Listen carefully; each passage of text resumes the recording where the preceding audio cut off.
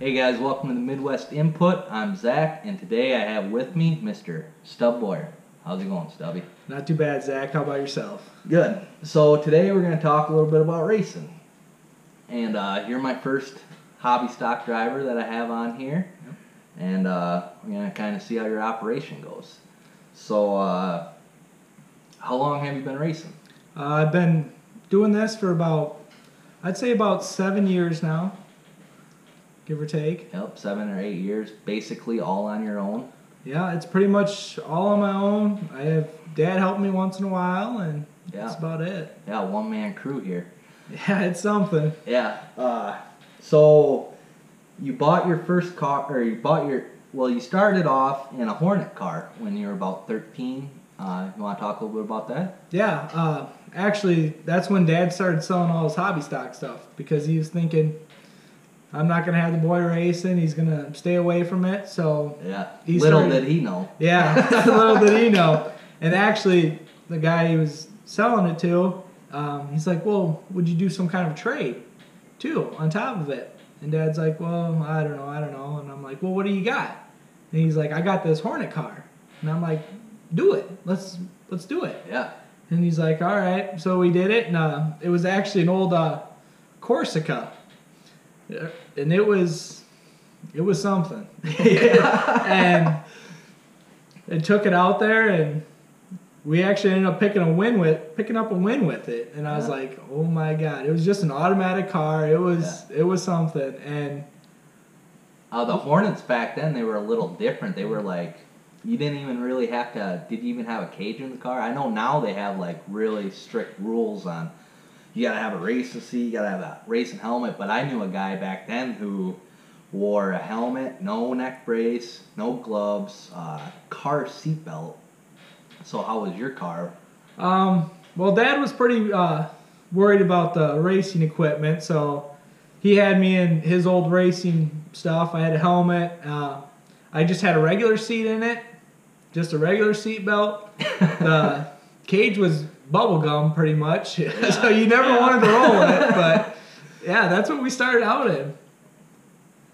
How many, was there a lot of cars out there when you were doing it? When we did it, there was 2 classes. They had the Flyers and the Hornets. We did the Flyer class, young and not knowing. Yeah. And it wasn't much. It was, you win, you get a trophy, and you get in free next week. So that was it. Yeah. So you picked up a couple of feature wins with that car, and how long did you do the Hornet thing? You were 13 when you started doing it? Yep, we did it 1 year, and actually halfway through the season, I didn't have a garage or nothing then, so I was sitting outside, and I don't know if the rain got in the computer or what, but went out there 1 week to fire it up, and nothing. Yeah. So we're like, well, we got to race this weekend. So me and Dad drove around the countryside trying to find another car, and we actually found this Toyota Camry 4-door, and wish I never would have cut it up, but not a speck of rust, not a dent on it, and I bought it for $200. I'm like, we're gonna turn this into a race car, and I wish I'd still had it, but yeah. And then we actually picked up a win with that car too. Yeah. So it's a little bit of success there in the Hornet then. Yep. And then you got a little bit older. You were a junior when you bought your first hobby stock car. Yeah. I wanted to race again, thought about racing again, and actually one day in school I was sitting there, I'm like, I'm going to start looking at race cars again. And me and my buddy were sitting there looking at race cars, and all of a sudden I found one. I didn't have much money to my name, and I found one up in Minnesota. It was an old Nova. Oh, I'm like, I come home from Mom, Dad, I'm like, we're going to go get this car. And Dad's like, what are you talking about? I said, I want to race. I'm going to go get this car. So he's like, go ahead, do whatever. And went up and picked up that car. And I had a crappy car trailer. Didn't even have lights. So we're coming back all the way from Minnesota with no lights. It's dark. Trying to run on the back roads. And Yeah.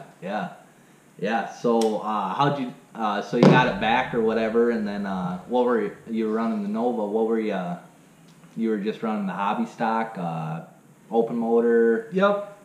It was just an open motor. Me and Dad built one in the garage, and It was actually a really good piece for what we had maybe $500 invested in it, and it was pretty decent. But how'd you do that first year? I think we ended up like 9th in points. Yeah. I mean, it wasn't nothing great, but I know a Leaf Spring car out there's all these other cars. Can't expect much. Yeah. So you've been racing for 8 years. How was it racing with going to school and stuff? I know Cole Denner, he's doing that right now. He's in college doing it, but he was in high school doing sports and doing all that. What was it like trying to race the hobby stock? Basically out of, very limited funds in your car. How was that? How'd you manage to do all that with the school and all that stuff? Well, it was pretty much Dad's like, well, if you want to do this, you're going to have to support it. So we were really easy on wrecking anything. We tried doing with what we had, and, I just had some spare stuff laying around the garage, so you couldn't really beat on it too much. Yeah. What do you remember from that first year? It was different. I mean, trying to run it from the Hornet, the first time I went in the corner, I was like, whoa, this is 100% different. Do you remember the guy over in West Union who, about a couple of years back, he started in a Hornet class, and then he went and bought a hobby stock class, and he did not even lift in corner 1, and he flew off 1 and 2, and it was a big rollover. Do you remember that? I do, actually. He was parked right next to me. Yeah. I can't remember what the car was, but it was kind of an older. So the front wheel drive is you just hammer it and you keep jerking it to the left, and these rear wheel drive cars, you got to let off going in the corner. So that had been a big difference for you from jumping from the Hornet to the hobby stock.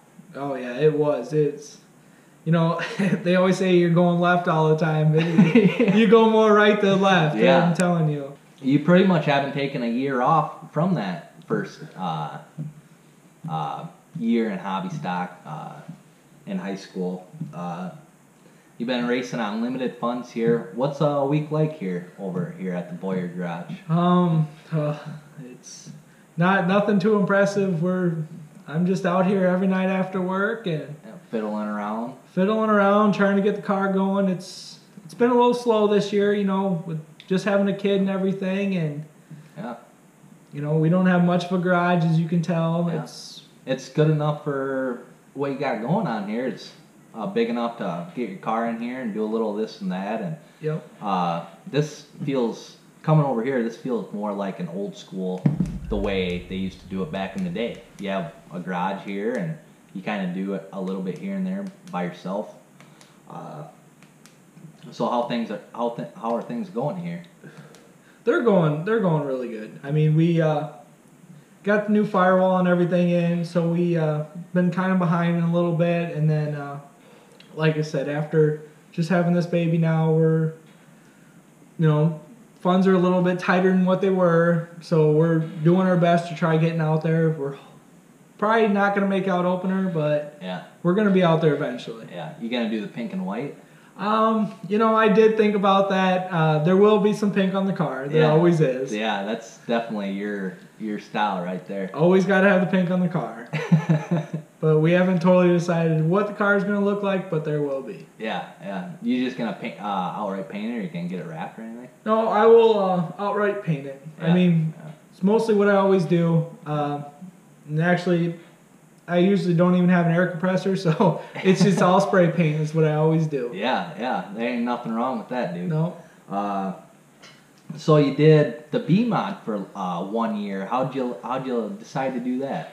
Actually, I always talked about it. I always wanted to do it. And then when I was younger, I sat in my cousin's, and I told Dad, I said, I want to drive one of these so bad. Yeah. And then actually, a car came open that we were looking at, and whose car was that? Greg Mitchell's. Yeah, an old school guy. He was about getting out of the racing then. Yep, and it came available, and Dad called me up. He's like, "You want to go? We're gonna go somewhere tonight, I'm like, all right, whatever, not thinking nothing of it. Yeah. And then all of a sudden we end up there, and I'm like, what are we doing here? Yeah. And then walk in the garage, and he's like, well, this car's available. And I'm like, all right, we're gonna do this. And it was an awesome experience.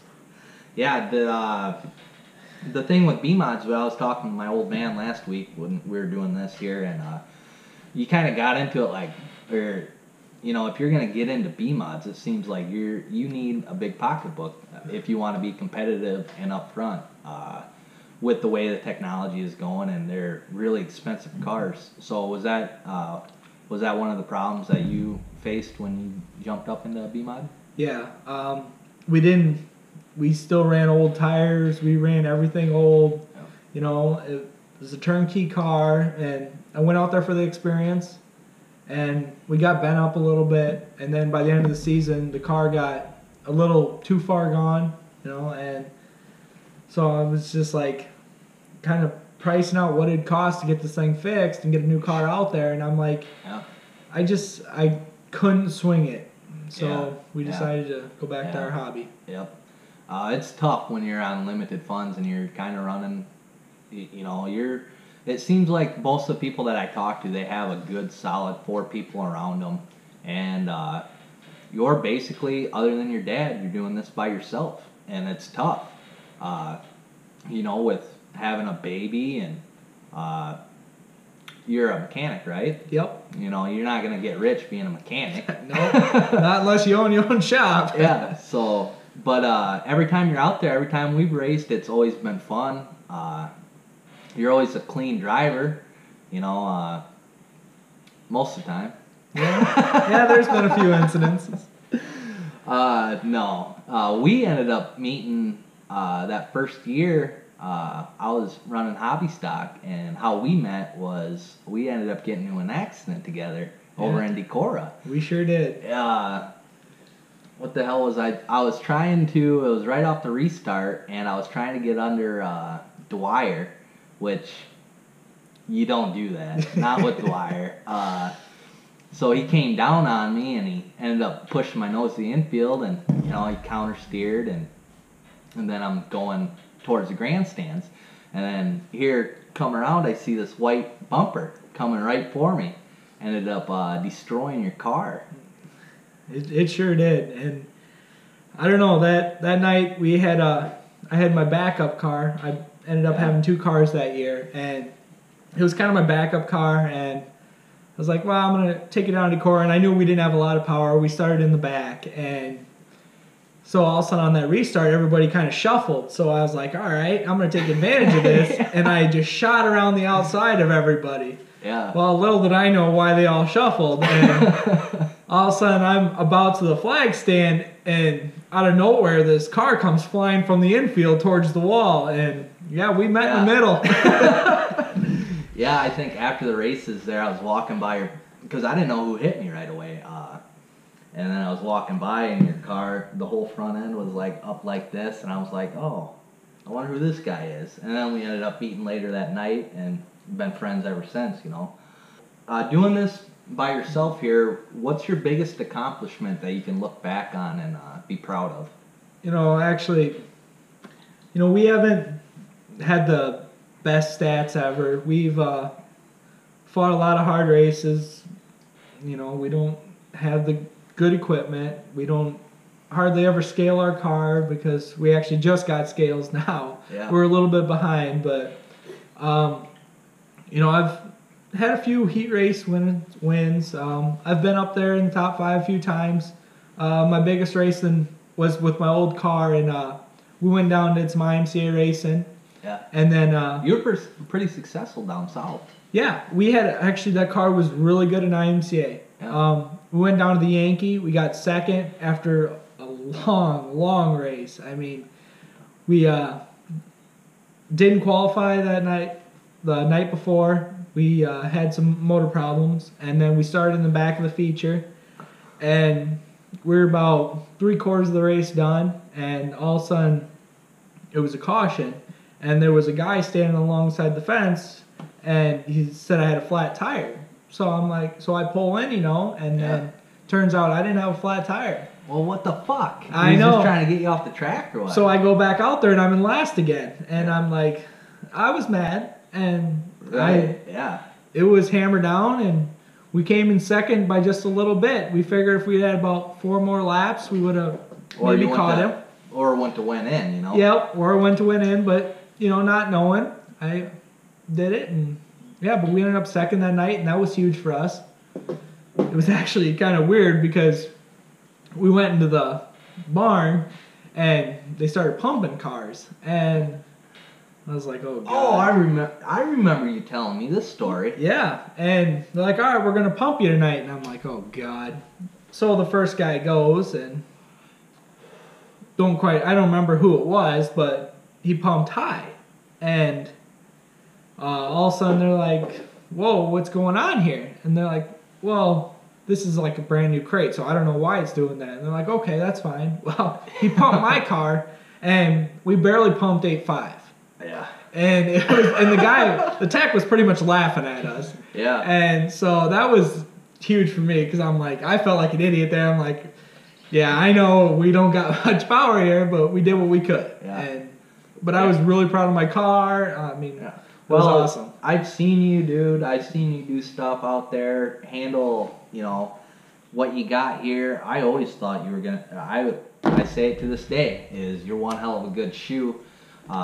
Just the equipment, it really is. It comes down to money and, you know, a lot. You got to have good stuff here, and I've seen you fly before, and then I've seen you, you know, be in the back too. No. So it's not like you're a bad driver. You're one hell of a good driver, in my opinion. Thanks, but man. just the equipment, you know.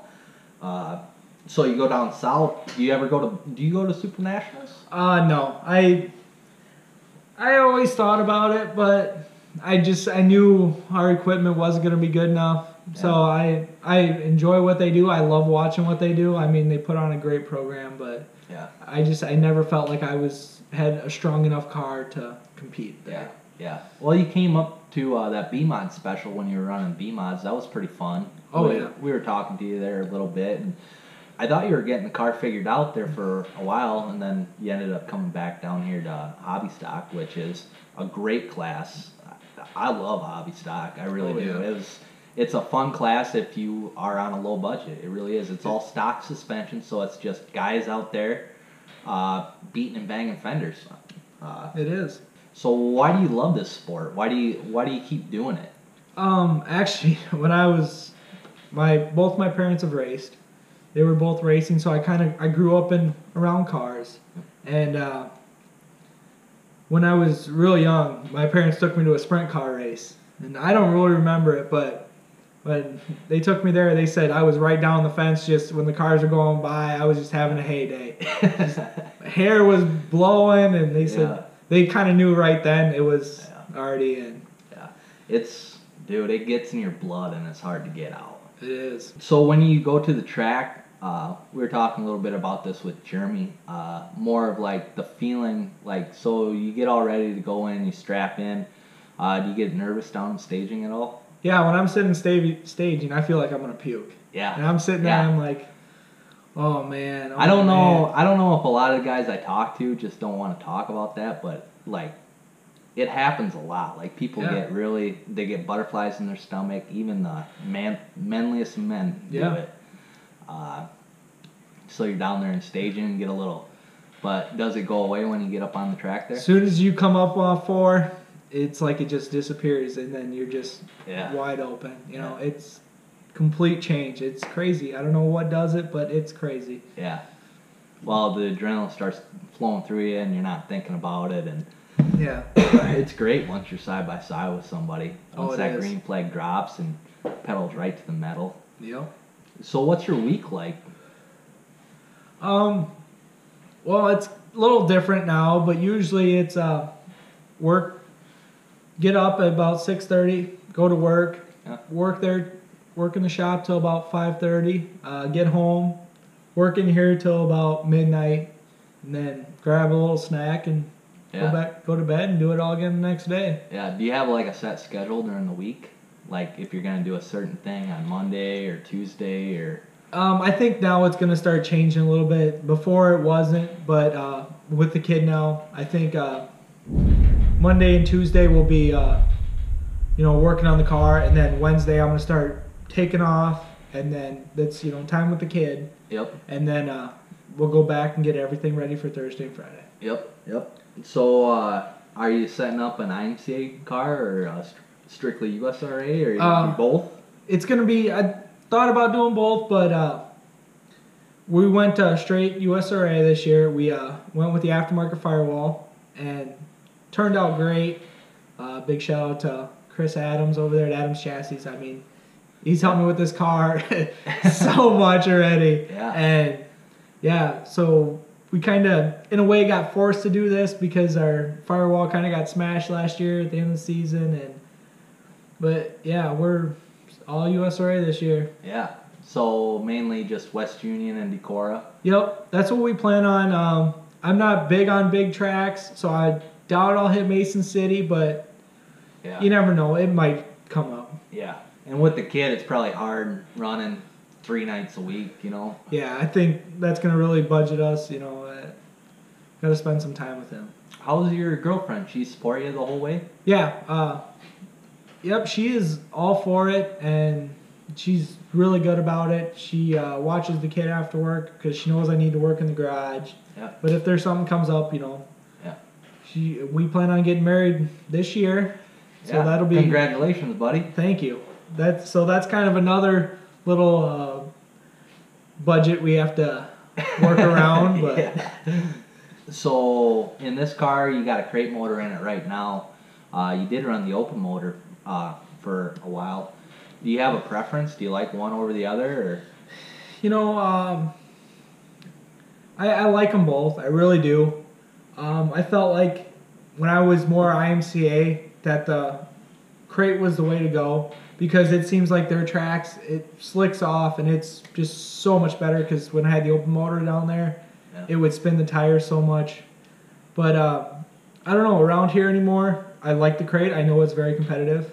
But I just feel like a lot more times it's more of a heavier track and that the open motors can really turn a little more. So we're hoping to get an open motor in, but we might just stick with the crate. We don't know yet. Yeah, it seems like the crate motors are kind of taking over a little bit, and open motors are trying to catch back up. I mean, they do their fair share of winning up around here, but those crate motors have really gotten into the system. Yeah, it's crazy anymore what them crates are doing. Like I said, they're kicking out just as well, so yeah, it's really a tough call. Yeah. There's a lot of feature wins in those crates. So, where'd you end up last year in points? Oh man, in points we ended up in the back. We had probably the hardest season of our lives. I mean, there wasn't nothing that couldn't go wrong. We got the car ready. We started off in Cresco for their race, and first night out, we went in the corner, and all of a sudden, drive shaft broke. All I heard was a bang, and came coasting, and I'm like, great, all right, whatever, So, sat that race out, and then all week long, I checked over everything. Everything looked good. We had a power glide in at that time, and didn't have a drive shaft. I was working on getting a drive shaft all week, and then actually that was a Thursday night race, I believe. Fair race? I believe so. Fair race, yeah. Or it was a special or something, and then we actually worked all day to try to find a drive shaft because we had to race Friday in West Union. So finally found one. Steve Larson. Yep. He's helped me out tremendous. Yeah. Awesome guy. Steve's a good shoe. Oh, he is. He's an awesome guy. And called him. He said, yeah, I have a drive shaft. Load up the car, Yeah. I have one up here. So we loaded up the car, and took it up there and got a drive shaft from him. And go to back the car off the trailer, all of a sudden, nothing. I'm like, what the heck? And yeah, well, when the drive shaft broke, it fried the tranny, brand new tranny. Oh. Just destroyed it. So there was nothing. I'm like, great. So we sat that whole race out, you know. Yep. And then tore the tranny out that week. Got a new tranny in there. Got a new drive shaft. And then, let's see here. We went to, I believe we went to West Union. Or maybe West Union race that week. And we went to Decorah. And going, all of a sudden, they're winning again. Drive shaft broke. Went up, busted up the floor pan pretty good. Yeah. And broke that tranny. And then it blew out that brand new gear I bought. So I was like, this is awesome. Yeah. And yeah, more money going right out the fucking door. So there we go again. You know, we thought there was something. We worked all week in this thing trying to figure out what was going on with this car that was causing this. You know, we put a new tranny mount in. I got a different tranny. I got a different drive shaft, different gear. We thought maybe the alignment was off on the tranny motor. Checked all that. Everything was kosher. Went back out, Decorah, and shredded everything again. But this time, the rear end went too. So it fried up another new gear, another new drive shaft, another tranny, and this time it actually snapped the rear end. So we don't know, which is kind of weird because we just used this rear end last time we raced. Yeah. Last year. And, or the year before that, I should say. And never had no problems with it. So we never would have thought twice that maybe, don't know why it would have been bent, or we were thinking that was the cause, because then we went and got a different rear end, put everything new in again, and then we went out to West Union, and then our axle snapped the first night. So I was like, you know, because then the only backup rear end I had was non-floater. Yeah. So that broke, and I was like, sweet. Yeah. So we went and got a new axle the next week, and went back out there. Then I think that was the race we ended up finishing. Yep. And then went and raced Decorah the following night, and we were running really good. I think we started off 6th in the feature, and got an early jump, ran 2nd almost the whole race, and then got in a little bit of a fender bender, blew our tire, and put us out the rest of the race. That was kind of the weirdest thing, going into 1 and 2 and up on that wall. Yeah. I mean, I thought a little bit more was going to be bent, but I don't know how, but it didn't bend. And so I was like, all right, I think we're finally on the right path. And then next week, go to West Union, blow the motor. Yeah. And we didn't really have a backup plan. So I had this crate laying around, and I used that. And so we took it for the final race in Decorah, and it was running decent. I mean, we finished 4th in our heat, and we somehow, only time ever, draw pole. And I'm like, all right, this will be an interesting night. Yeah, offset the luck a little bit there. Yeah, and we go, and there was 3 restarts that night. People getting anxious, wanting to go, and 3 restarts. Well, on the final restart, our motor just shut off, and we got in a little bit of a fender bender, and you know, it was tough luck. I hated to do that because I don't like taking anybody out. I don't like anybody else getting wrecked. Right. I know how much it sucks. Well, you've always been a clean driver ever since I seen you, know. I try being as clean as I can be, and I hate when other people get taken out because of something that happens. So we felt bad about it, but so that's when our car got really crunched up, and our firewall was gone, so we had to put a new firewall in. Yeah. So dude, you had nothing but bad luck last year. No, it was one of the worst seasons of my life, and I've never, you know, I love racing more than anybody I know, and I could not wait for that season to be over. I really couldn't. It was horrible. Yeah. So that season was bad. Do you have a good season where like everything went right? You know, actually, the only season I've had where everything went right was probably with the Nova. It's sad to say, but yeah, that was about our only season where everything just seemed that we were there every week, and we didn't have major breakdowns. Those old steel cars, man, they don't bend. No, it was a good car. It really was. Yeah, so you're driving this. You got this car last year. Who built it for you? Well, we actually got this is a 2015 Adams. Okay. We got a new, and the first year we had it, we had about 8 races on it, and trying some new stuff, and then we went to Cresco with it, and then we were having carburetor issues that night. So went out there in the hot laps. It couldn't go nowhere. It was horrible. Mm-hmm. So we thought maybe the timing was off, and tried it in the heat again, and it was still the same problem. So I was like, all right, I have a spare carburetor when I get off, done with the heat that I'm going to put on. And then all of a sudden there was a caution, and we were way in the back. I mean, we couldn't get out of our own way. It was horrible. The car would barely run. And so I'm just still cruising, just trying to catch up with the pack, and I see 2 cars were wrecked. So I go around them or whatever, and in 3 and 4, and then coming out of 4, just driving, all of a sudden I just hear, wow, wide open, and I, not knowing nothing of it, I kind of look over to the infield, and this car is blazing out of the infield, and smokes us right in the quarter panel, and we turned. I don't even remember who the guy was.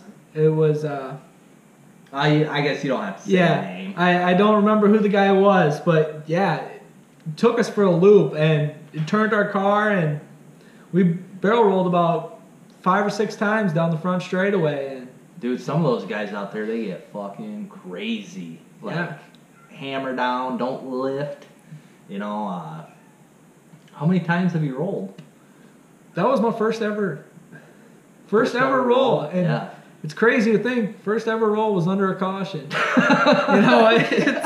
It's something, but I mean, that's part of racing. You never know what's going to happen. Yeah, well, that time where you hit me over in Decorah, where all that shit happened, you ended up hitting me like almost full throttle. Yeah. I'm surprised we both didn't roll. I'm surprised you didn't plow right through my car, roll it, and then, whatever. But, dude, we've had a lot of good times racing together. Oh, yes, we have. I mean, these Malsteads, I tell you,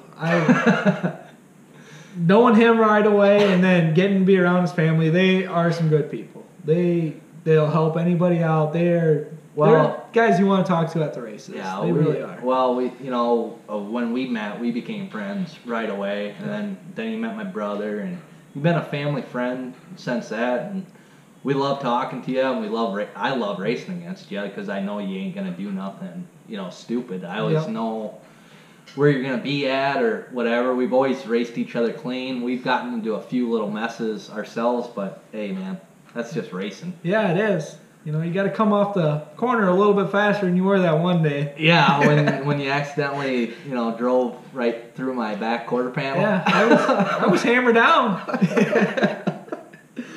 Yeah, but no, we've had a lot of good fun together. We have. These dude, I tell you what, these hobby stocks, just the people you drive with, it's, anybody that's in a hobby stock, they're not too serious about it, and if they are, usually they move up a class or 2 within a couple of years. Like, if they're really racing to, everybody's out there racing to win. Yeah. But, the really serious people, they're usually jump up to B-Mod or stock car, with a lot of money. But, shit, the guys that are in and out of this, year in and year out, they're some of the best people I met at the racetrack. I mean, they're fun. They give a shout-out to, Scott Spilby. Oh, yeah. He's fun to race against. Larson's fun to race against. Steve Holthouse, he was my, when I started racing, I was watching Steve really hard. I was trying to do everything he was doing. I was trying to learn as much as I could against him. But once I started going up and competing against him, that was really fun. Yeah. He's a really good guy. Yeah. His car is going to be a little bit stronger than your car. You just got to remember that. Yeah. I found out the hard way. He's got 20 plus some. He's arguably one of the best hobby stock racers of a generation. He's won like 170 some features. I think it might be 180. Yeah, I wouldn't doubt if it's 200. You know, he's just a really good. If you're a hobby stock driver and you're watching this, just if you really want to model somebody to race like, that's the guy to do it. Yeah, he's really cool, and you know, like you said, us hobby stock guys, we're out there. We want to win every week. We do. Yep. But competition. We're not, you know, we're not stuck up. You come talk to us. We sit there. We drink beer with you. We have fun. I mean, that's what our class. Yeah. There's a lot of guys like that. Yeah. I mean, it's awesome. Yeah. I couldn't ask for a better group of guys to race with. I really couldn't. I know, dude. I really do love the hobby stock class. I love the people in it. There's just something about having a stock car where you're not messing with the suspension. You don't have all the fancy stuff. It's just 4 springs, 4 tires. You know, we're not on racing tires. No. It's just a really, really good time. It is. It's a lot of fun. Yeah. So you had your B-Mod stint, Stubby.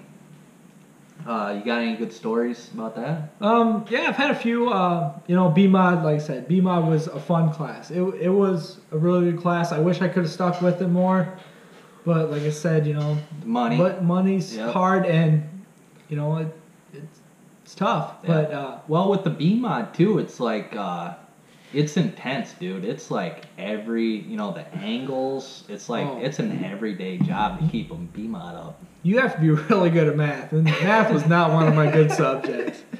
So there's so much like front geometry to them things. It's crazy. You make one little turn, your car can go from the greatest to the worst by one little adjustment. It's crazy. Yeah, we were up in Fountain City when you were up there at that special, and I just remember I was walking with my uncle. We were walking back to the campgrounds, and you're sitting there and you're like looking at the front end, and you're kind of scratching your head, and man, it's tough if you don't have somebody to help you along the way trying to figure it out by yourself. Man, that's tough. Yeah, it was. I went in there blindfolded. I had no idea about a B-Mod, never really been around him. I give a big shout out to Todd Schaffenbuhl. Him and Jay did help me out a lot. Oh yeah. Todd was always really fun. You know, they're two again, another group of awesome guys. Stubby, look into the camera and ask Todd why he won't come on my channel. Come on, Todd. Everybody does it. But anyway. And then I can remember a couple good stories, but Todd was helping me and everything, and then Todd finally got back in the car, and we were out there in hot laps, and I raced to win hot laps. Almost took him out. Doesn't everybody? Yeah, and so he always gives me a hard time now about hot laps, but yeah, we came in a little hot, and the track was a little wet yet, and about just when he came out there with a new car and everything, all nice and shiny, we almost smashed it up. And I felt bad about it after knowing it, but it was quite the experience. Yeah, Todd and Jeremy, they're really fun to be around. They are. They don't care too much. They just screw around just like everybody else. Todd, he's an old school driver. He's been doing it for years. I think he's gonna race this year again. That's what I hear. Yeah. So. And then I can remember a few times I called him up, and he's like, "Let's go up to Deer Creek." Yeah. So I was like, "All right, never been up there." Went up with them guys and took my car up there, parked next to them, sat there and drank with them. We did some racing up there. We actually almost made a main once. Oh yeah? Yeah. Dude, there's a lot of fast drivers up there. You take for granted going here Decorah and West Union weekly because you're always in the show. But when you go up there, there is so many cars. There was like, every time I went up there, I think twice, there was at least 40-some cars each time. Oh, yeah. And it's not just like everyday cars. There are big sponsored money cars up there. There are some good cars. Yeah. And about the only time we almost made the show, we were in the position to make the show with a couple laps left. I came out of 3 and 4. just doing my thing. There was a big gap between the guy behind me, so I felt I was pretty safe. And I come out at 3 and 4. All of a sudden, my car heads straight to the wall. I go to crank it. There's nothing happening. Well, weird thing is, your steering wheel has 3 bolts that hold the steering wheel onto the coupler. Yeah. Well, 2 of them bolts broke. Don't know why, and yeah, we were out of the show, and just like that. Yeah. And it was crazy, but yeah, you're lucky you didn't go right into the wall. Man, it was definitely intense, but Todd had a good laugh after that, and he's like, "You were in this show," and I was like, "I don't know what happened," but I've never been so mad when I got out of a car. Yeah. I mean, I threw my steering wheel so hard in my car, I thought it was going through my car and hitting Todd's, and yeah, it'd be really interesting to see you angry stuff, because I've never seen you angry. Not like to a point where like really, really mad. No, and that's kind of how I've always been. I'm just a laid back kind of guy. I do this because I love it. I make it like my second job. I don't go out there. I don't spend all my money on it. I just make sure I can do both, and I'm out there happy. I'm just having fun like everybody else. Yep. It's especially a hobby stock. It's not. Shouldn't take it that seriously. If you're not having fun, I think I was talking to whoever about this, but if you're not, Cole, I was talking to Cole. If you're not having a good time, you might as well stay home, because you're just gonna be mad and you're gonna be angry, and then what's the point, Yeah, and that's kind of how our last year went with all them problems. Towards the end of the season, I got so frustrated. I've never really been frustrated about racing before, where it's like that, and I couldn't wait for the season to end. Yeah. And it was just, I was just getting so mad. I wanted to race weekly because, like I said, I love being at that track. Well, did you ever figure out the problem? What was going on with your drive shaft? All we can think of was that rear end. There was something in that rear end that must have been tweaked, but we don't know for sure. But as soon as we changed it and changed everything else, it went right back. It was normal. It was good. Well, hopefully this year goes a lot better for you. We hope so too. That's we really crazy. do. So when are you expecting to get your engine and pull this out? We're not sure yet. Like I said, money's just really tight right now. We're doing the best we can. We might end up running this for a couple races just to get out there, because there's people that want to see us. I mean, we don't have a big crowd, but you got people that I watch you every time you're out there. I appreciate it. Yeah, I really do. I mean, it's huge for us. I mean, that brightens up my day when someone comes down, out of the blue. Hey, congrats, nice run. It means a lot to guys. Yeah, it does. It does. So, especially when you're struggling. Those years when you're struggling, you got a guy coming down here and being like, wow, you did really good, and you're like thinking to yourself, God damn it, why am I still even doing this? Yeah. And then you got some people coming down just saying, hey, good job, man, you're getting her, and it does make a difference. Yeah, that's huge, and that's just like for a lot of people that are listening that go out, go to the races and they never really go down the pits or anything. Go down and have a drink. Yeah.